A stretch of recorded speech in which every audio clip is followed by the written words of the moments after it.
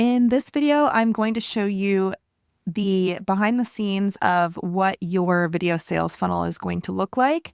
And I'm going to start by showing you what our current funnel setup is. So I wanted to show you ours first, partially because it's, I think, helpful to know, first of all, just to see the difference between what we do and what I'm teaching. It's not massively different, but there is a little extra complexity that I've built in that does not have to be part of your system. But that said, I want you to see what we're doing, and then I'm going to show you what you're going to do or what you should do to get your basic funnel set up. So this is a funnel map. If you've never seen one of these before, it's basically just a flow chart showing the customer journey from finding out about you to becoming a paying customer. So it's going to start over here in this area down to the bottom left. And then we're going to flow through with these arrows, and then it's going to wrap around and come back over here. So that's the direction and starting point of the actual flow chart. Down here on my funnel map, these are some of the main ways that we're getting people organically into our funnel. So a funnel is just literally a pipeline or a pathway or something where you're taking a potential customer and moving them through different website pages, different steps, different things to get them to a place where they're potentially purchasing your offer. So we have 3 primary ways that we're organically getting people to sign up for this training. Actually, I should say 4. I didn't put it on here, but we do send emails every week that have the option to book in for this. And actually, we could say we have 5 different ways because there are opt-ins on my website. So it's not just these 3, but these are the ones that are more actively promoting it. But basically, we have a lot of different places where somebody can opt in organically to this training. So we use a secret podcast as a lead magnet. So we have a lot of people that sign up for this and then get into this. I send a lot of traffic from Instagram organically to this funnel. I send people from a ManyChat sequence. So there's a software called ManyChat that basically is an automated response to comments or DMs to send links. That's one of the primary features of that software. We have some information on how to use ManyChat. That is something that could be really helpful, especially if you have a bigger Instagram audience and you don't want to have to do all this manual replies to comments or DMs with the link.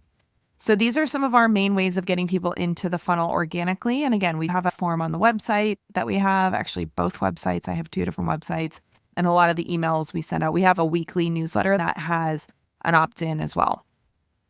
And then we also run paid ads. So you guys have the option of running paid ads. I do typically recommend having a separate opt-in form for your paid ads for 2 reasons. One, you want to be able to track the people that came in through ads that are signing up to work with you. You want to make sure that the ads are actually getting an ROI. So you want to make sure that there are people that are signing up to work with you after they have opted in. The other more important reason to have a separate page for your ad traffic is because Facebook ads can be very difficult with the health space if you have a lot of really strong claims about health or talking about specific conditions or talking about specific things like, lose 10 pounds or, heal your Hashimoto's or get pregnant. Like that kind of stuff can flag Meta and they can actually shut down your ads account. That doesn't mean you can't run ads. It just means that the language on your ads opt-in page has to be softened. And you also ideally want to have URL that doesn't have any strong language in it around specific health conditions. So you can use your name as a URL. You can use, I have a friend who just updated her URL for ads to Busy Mom Meals because her other account had actually been banned by Facebook for talking too much about a variety of different health issues. And it's something that we just want to make sure you're not getting your ads account restricted or shut down. So I would strongly recommend having a separate landing page for the ads that is not using language that is going to trigger Meta's filters. You can very easily ask ChatGPT to tell you if the language is going to be flagged by Meta.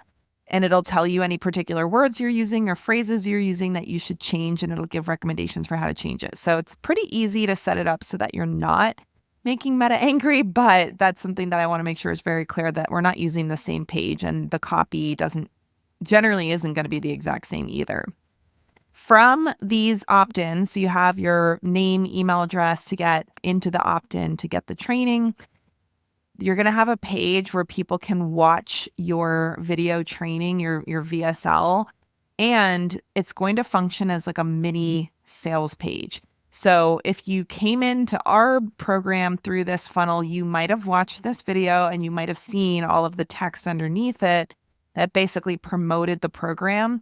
We're going to give you instructions on how to set that up for yourself, but that is something that's going to be a big heavy lifter for sales for you, both the video and the copy on that page. Now, when somebody opts into this, whether they're coming in through paid ads or organic, they are getting 11 total emails that get sent after they've opted in. The first couple are related to watching the training, and then the last 70-80% are all focused on inviting them to apply for the program. So again, if you came through this funnel yourself, you would have gotten at least some of these emails, if not all of them. And that page, as well as those emails, are pointing people to apply for the program. So we use Typeform for our application. You don't have to use Typeform. You can use Practice Better. You can use Google Docs or Google Forms. You can use JotForm. It really doesn't matter as long as you're able to collect information from people. And for us, when somebody applies on Typeform, they automatically get an email from our email service provider, which is ActiveCampaign, that just affirms that they have applied successfully. So again, if you applied for this program, which most of you have, you would have gotten an email that said your application had been received. From there, we have a board in our project management system, which is called Monday, where we're tracking applications. And we have an automation set up where if somebody gets accepted into the program, I'm reviewing all the applications and manually accepting people. We don't have any auto acceptance for this program. When I change this to accepted, there is a tag that gets added in our email software, and then that starts an automation to send a 7-day sales email sequence after somebody has been accepted. So again, most of you would have at least gotten a couple of those emails, if not most of them. We do have it set up where if somebody ends up buying NBA, they get removed from these funnels so they're not getting a bunch of emails. Again, you're probably going to get a lot of those emails, especially if you took close to 7 days to enroll. So after somebody's been automatically accepted, we're sending those emails that are pointing somebody to our program overview page, which includes a video. So we have a video and a Google Doc that go over the details of the program, and also link to our checkout page where somebody can buy. You'll see this little dotted line here. We have the option to book a call directly from our Typeform. So when somebody's applying, they can say that they want to book a call and get that booking link immediately. Or if somebody doesn't book a call and they end up on this overview video and they decide they do want to book a call, they have another opportunity to book a call. The call is optional. People do not have to have a call to enroll in NBA. Most of our sales come from calls. So I'd say probably at least like 60-70% of our enrollments have a call before they enroll. So that is a very important step that we offer.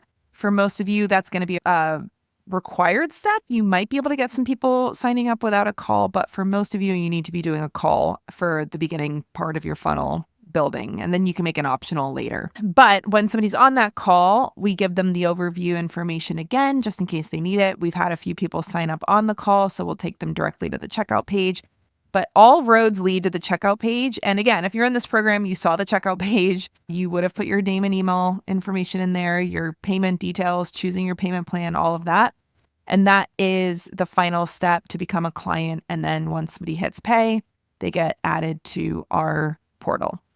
So that is our current funnel. So again, we have different organic and paid traffic getting people into the video training. We have 11 emails that go out. When somebody has opted into this video, we're asking them to apply. That's the step we want them to take. When they apply, they are either accepted or not. And if they're accepted, they get 7 days worth of sales emails and the program details on another page. You don't have to have a whole page like this. You can just have a Google Doc. And then either they're getting on a call to potentially buy or they're buying straight off this stuff. So you would have gone on this path in some way, shape, or form in most cases, and you definitely would have ended up here to get into this program. So that is our funnel. And this is the funnel that is inspiring what we're going to teach you how to build, but we're going to make it simplified because, again, a lot of this stuff is stuff that is more important if you have a lot of volume and not a lot of time. And so it's not like you can't do this stuff, but I want to make it as simple as possible for you to get a functional video sales funnel up. So this is the video sales funnel that we're going to help you build. Usually I like a mix of both if you can do both. And again, if you do have paid, it's going to go to a paid opt-in, not just the organic opt-in. But most of you will at least have an organic opt-in strategy. Maybe you use Instagram, maybe you use YouTube, maybe you have a podcast, maybe you do blogging and SEO. Maybe you do pay for ads. Maybe you have a Facebook group that you're sending people. Maybe you use Pinterest and you put pins up that are sending people to your training. Maybe you're sending emails to the people that got on your list in another way to invite them to this funnel. These are just some of the options. This is not an exclusive list. Like there's so many different ways you can drive traffic to your business, but these are some of the more popular ones. It can be short form content, Instagram, YouTube Shorts, Facebook posts, that kind of thing. It can be long form like podcasts, YouTube videos, blogs, that kind of thing, long emails. I say warm or cold because somebody could find you kind of cold, like they're new to you on Instagram or in an ad, and they could potentially buy. Or it could be warm traffic, people that have already been following you that are getting nurtured from any of this content. So this is really this is going to be module 7, deciding what platform you're going to use and coming up with your content strategy. But all roads should lead to the opt-in for the video training. You're going to have your video training with the video itself and the content underneath. We have templates and guides on how to do that. We have our application funnel email sequence. So once somebody has opted in to watch the training, they're going to get those 11 emails that invite them to apply. We have a template for that. They're going to move into the application. So whatever application service you use, again, could be Typeform, could be another software. You're sending people to your application as much as possible. From there, the vast majority of you will book a call as your next step. You won't skip that. You won't have them just go to a checkout page. I know it's really tempting to get out of sales calls, and that's absolutely possible for you. And you get so much value from talking to people on sales calls. And we honestly see most of our sales coming from sales calls. So we're not getting rid of it because, it's a good chunk of people that might not have bought if we didn't offer a call. So for most of you, having a call as part of the process is going to be really important because that's where you're going to get most of your sales from. We'll give you the accepted applicant 7-day email sequence, which is another 11 total emails sent over 7 days. This is optional. You do not have to do this.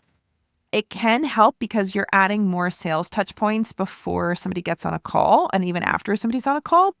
But this is not something that you have to be able to make sales from this system. So once somebody's booked a call, you can either send them directly to a program checkout page. So you don't have to have an overview video and an overview document necessarily. You do have to have some way for them to buy those. So checkout page, checkout link. This is ThriveCart that we use for our checkout links. There's lots of options, but just somewhere to take money, basically, from somebody who wants to work with you. And then we are going to have content, swipe files, that kind of thing for your program overview video page, which functions as an enrollment page. If you want to just do a Google Doc, that's fine too, but we want to give you options to enhance the sales process. So the most important things that you're going to have as part of this funnel is some sort of traffic source, ideally both organic and maybe a little paid, ideally both short and long form. I say but honestly, having a mix of everything is always going to be valuable for your business. So generally, I recommend starting with one short form and one long form type of content and organic at the bare minimum. So some sort of traffic getting you people into your funnel. They opt in, they give you their name and email, they watch the training, they get those emails inviting them to apply, they move on to the application, they apply. If they're qualified, they book a call. On the call, you either give them the program overview video or the checkout page. Ideally, I'd love for them to see the program overview video before they get on the call. But if you don't have that, then obviously you can just give them program details on the call. And you have an optional accepted applicant 7-day email sequence to help facilitate the sale. These are the features of the funnel that we want you to put in place.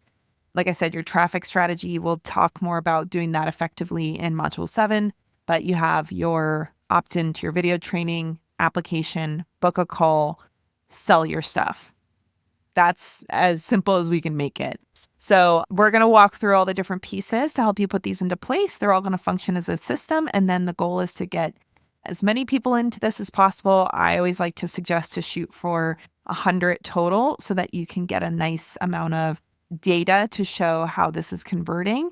We want to see at least a 3% conversion rate on your organic traffic. So if you're sending people from Instagram and you get 100 people to sign up for this training, I want 3 sales to come from that as a minimum. Could be higher, but we want to see at least 3 to tell us that this funnel is working in the short term. And then for paid, we want to see at least 1% conversion. So for every 100 people that opt in, you get 1 sale as a minimum.